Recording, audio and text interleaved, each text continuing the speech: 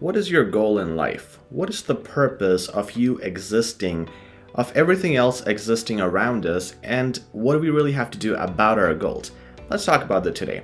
It is a common topic where people are born and they have different paths that are suggested to them by people around them, right? That's what happens. Your parents mostly tell you what you're supposed to be and how the world is supposed to operate, and the society usually also will give you clues on what you have to be, how you have to act, and what it's all supposed to be about. But there are times when you grow up and you think yourself on what you have to do to really achieve the things that you want to achieve, and also what this whole life is meant for, and what you got to do to be a meaningful person and hold a meaningful position in this life.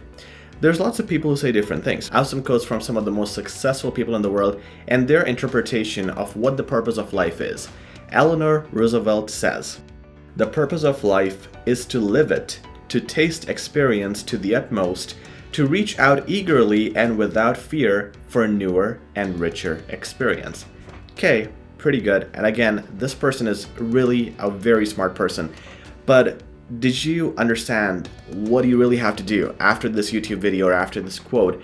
What new experiences you have to seek? It's not specific. Another quote by Ralph Waldo Emerson says, "The purpose of life is not to be happy. It is to be useful, to be honorable, to be compassionate, to have it make some difference that you have lived and lived well." This is way better. I like this quote a lot because here the person is telling you that you got to be a very meaningful person. You got to contribute to the society, and it's a little bit more specific. But once again, you're in the dark as to how you're supposed to do that. Today, we're going to discuss the two main things that will lead you in that direction and give you the answer. Because according to everything that I've seen in life, according to all the successful people, and what I've experienced a lot in life myself, leading to the purposes that I have achieved now in my life, I would say there's never one purpose. Okay, there could be 2, 3, there could be 10, but we can't talk about all of those. We'll talk about two main things, the two main purposes that almost every human being is after, knowingly or unknowingly. And the first one is the material motive, the worldly motive that you're after. And the second one is the non-material motive. And here, we're not going to talk about religion. This video is not about religion because that's a whole different subject. If you have purposes for religion, you have a different goal for religion, that's a different topic for a different day. We're going to talk about, in the second non-material purpose, how to fit in this world where you include meaning, you provide value, you help out people, and why does it really matter? Let's talk about the first purpose, the material purpose. And this is where a lot of misconceptions happen because we see a lot of successful people and we see some examples. We see a very successful doctor. Now, a lot of doctors have a good car, a good house, but they don't have Lamborghinis. So then we see YouTubers with Lamborghinis and we're like, okay, that's the definition of success.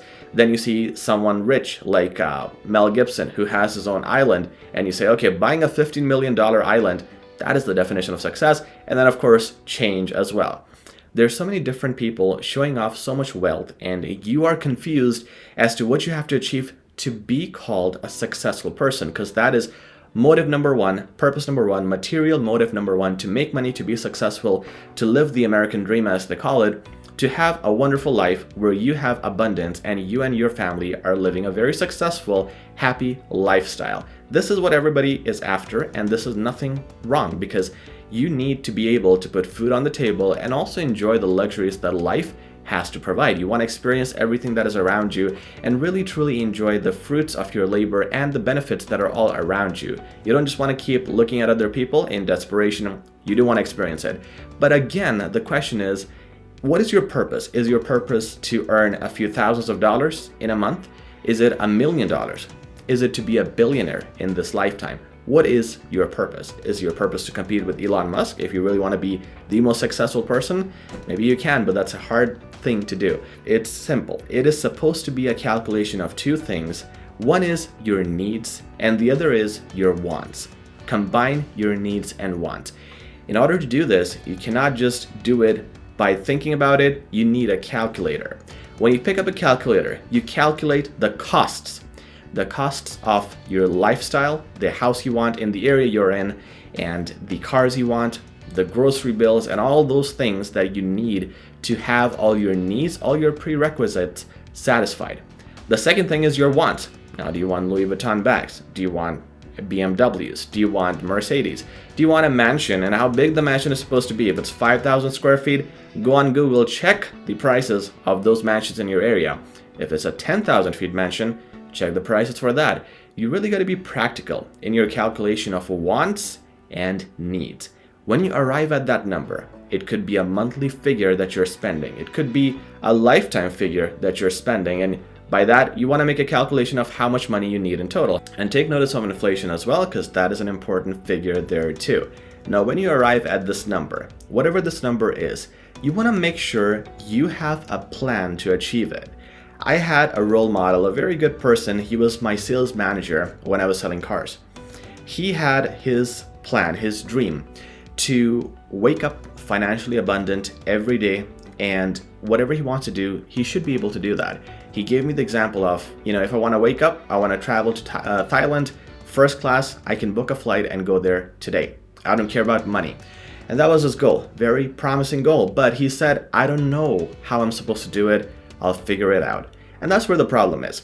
Napoleon Hill mentions in his book, Think and Grow Rich, and so do a lot of other people, without proper planning, you will go nowhere. You can have dreams, you can be positive, but you gotta have a plan. So whatever that number is, the number, which is the formula, the calculation of your wants plus needs, that number, you gotta think on how you're gonna make the plan to get there. And that planning could be either you gotta be a businessman, you gotta be a doctor, a lawyer, or whatever. Maybe you need to be a celebrity in order to achieve that level. All you gotta do is look at the examples of current people who are doing it and see how you could make it there. I always give the example of Gordon Ramsay. So I had a student who was working in an Indian restaurant. He was a chef, and he said, how can I make $1 million? How can I make multi-million dollars? And the answer is simple. Look at the people who are already doing it in your industry. Look at Gordon Ramsay, okay? He is worth over $100 million, I'm pretty sure. And he was just a chef. So how did he achieve that level? Was it that he was a really good cook? Was it that he was good in media? What did he exactly do? Did he have a big social media following? Check your heroes, the person you want to be, and follow their example. It has been done before, it can be replicated, and that's all you need to do. Proper planning, leading to the calculation of your wants and needs, will give you the purpose of your life as well as how you're going to achieve it. Let's talk about point number 2. And this is the non-material motive. For many people, this is way more important than making money or anything material. I always like to give the example of funerals here. When someone dies, you go to a funeral, what happens? You look around, people are sad, people are really depressed, and they are in the moment, okay? They're not distracted, and at this time, you would hear things from people where they say that money's not important. What are we doing with our lives? We need to work on people, because this connection is more important. There is nothing comparable to actual human value that you cannot find anywhere else. Now, this could be anything depending on your life scenario. It could be helping your family, and your family could be a combination of your relatives and just your immediate family, or your immediate family only. It could be a combination of your community as well as your immediate family. It could be a combination of your neighbors and your family. It could be a bigger motive. It could be, you know what, I want to become a politician. I want to go into the government and make sure I help this whole area of thousands of people or millions of people. It could be a very small thing that I want to do charity and I want to help this organization. I'm going to do this charity here and I'm going to do it Monday to Wednesday, something like that. But we got to make sure that we at least take care of one life. It could be your wife. It could be, of course, your kids. You're responsible for your kids. It could be someone outside your family, so you know that you're doing it for helping them, not because they're your family, but at least take care of one life. If you can, take care of 2, maybe take care of 10, whatever you're capable of, whatever your time and money can offer. And when you do that, you have created meaning in this world. And this is something that will make you feel so excited, so happy, and so proud of yourself that you'll wake up every day feeling satisfied, not thinking of what you're missing, because you would know your purpose is being satisfied because you're achieving something for other people, which means you're valuable because your presence in this world makes other people's lives better, and also your own life better. You don't depend on anyone. You make your life amazing, and you're a role model for others to follow if you achieve the material purpose as well.